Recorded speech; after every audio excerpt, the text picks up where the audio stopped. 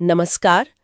आज हम एक बहुत ही दिलचस्प कहानी पर बात करने वाले हैं, अनिल अग्रवाल और वेदांता रिसोर्सेज की। जी हाँ, ये कहानी है एक साधारण शुरुआत से भारत के मेटल्स किंग बनने तक के सफर की। बिल्कुल।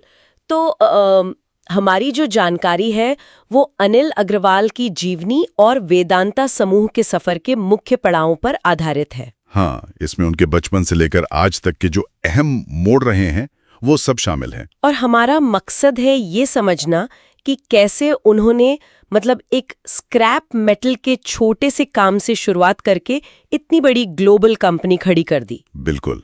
क्या रणनीतियां रहीं, क्या चुनौतियां आईं, चलिए इसी पर गहराई से बात करते हैं। हाँ, तो शुरुआत करें उनके प्रारंभिक जीवन से। पटना, बिहार में जन्म हुआ 1954 में। जी, एक मध्यम वर्गीय परिवार था।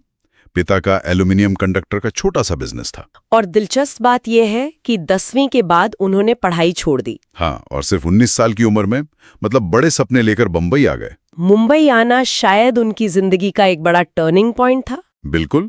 शुरुआती दिनों में काफी संघर्ष रहा। स्क्रैप मेटल का व्यापार किया, जैसे रेलवे के पुर्जे, केबल वगैरह। यहीं से शायद मेटल इंडस्ट्री की समझ बनी होगी, जमीनी स्तर पर। एकदम सही। वो अनुभव आगे बहुत काम आया।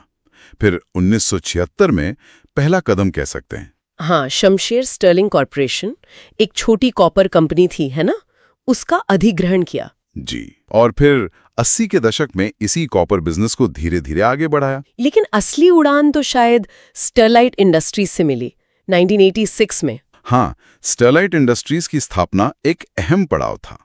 इलेक्ट्रिकल केबल और कॉपर पर फोकस था। और फिर आया 1993, जब स्टरलाइट बॉम्बे स्टॉक एक्सचेंज पर लिस्ट हुई। ये तो बहुत बड़ा कदम रहा होगा। बहुत बड़ा। इससे ना सिर्फ कैपिटल जुटाने का रास्ता खुला, हाँ, फंड्स तो आए होंगे। बिल्कुल, बल्कि एक स्ट्रैटेजिक मूव था। इससे उन्हें बैकवर्ड इंटीग्रेशन का मौका मिला। सप्लाई चेन में पीछे जाना, कॉपर माइनिंग जैसे क्षेत्रों में। जी हाँ, इससे कच्चे माल पर कंट्रोल बढ़ता है, जो इस इंडस्ट्री में बहुत जरूरी है। अच्छा, इसके बाद तो बड़े अधिग्रहण का दौर शुरू हुआ। 2001 में बाल्को, भारत एल्यूमिनियम कंपनी। हाँ, बाल्को का अधिग्रहण तो एक गेम चेंजर था। वो सरकारी विनिवेश का दौर था। इसने उन्हें एल्यूमिनियम सेक्टर में एकदम से बड़ा खिलाड़ी बना दिया। बिल्कुल। और फिर तुरंत बाद 2003 में हिंदुस्तान जिंक में बड़ी हिस्सेदारी खरीदी। ये उसी रणनीति का हिस्सा था। सरकारी कंपनियों के अधिग्रहण से तेजी से स्केल बढ़ाना। हाँ, और 2003 में ही एक और बड़ा काम हुआ। वेदांता रिसोर्सेज पीएलसी का गठन और लंदन स्टॉक एक्सचेंज पर लिस्टिंग, एलएससी पर पहली भारतीय कंपनी। जी, ये सिर्फ फंड जुटाने के लिए नहीं था। एलएससी लिस्टिंग ने कंपनी को एक ग्लोबल पहचान दी। अंतर्राष्ट्रीय मानक, गवर्नेंस, निवेशकों का भरोसा बढ़ा होगा। बहुत ज्यादा। इसने वेदांता को ग्लोबल मैप पर ला दिया।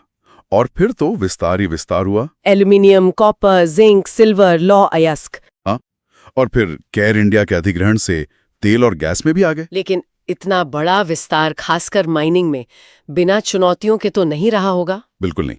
चुनौतियां तो आईं। खनन परियोजनाओं को लेकर अक्सर पर्यावरणीय चिंताएं रहती हैं। स्थानीय समुदायों के साथ भी मुद्दे उठते हैं। हाँ, ओडिशा का वो नियमगिरी हिल्स वाला प्रोजेक्ट याद है ना? हाँ, काफी विरोध हुआ था। आदिवासी अधिकारों और पर्यावरण को लेकर प्रोजेक्ट रोकना पड़ गया था। तो ये दिखाता है कि बड़ी परियोजनाओं के साथ ये मुद्दे जुड़े होते हैं। ये सिर्फ वेदांता की बात नहीं, सेक्टर की सच्चाई है।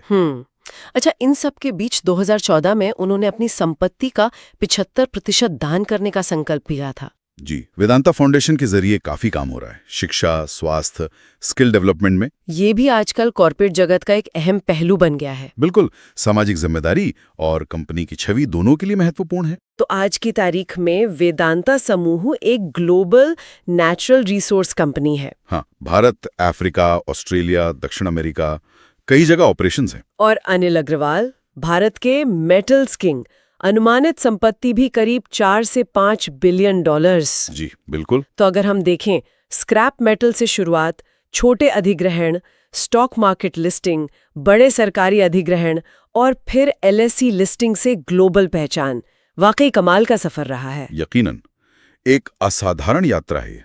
तो आखिर में ये सवाल उठता है कि ये सफर हमें क्या सोचने पर मजबूर करता है। हाँ, ये जो महत्वाकांक्षा है, अवसर पहचानने की क्षमता है, और फिर भारत जैसे देश में इतना बड़ा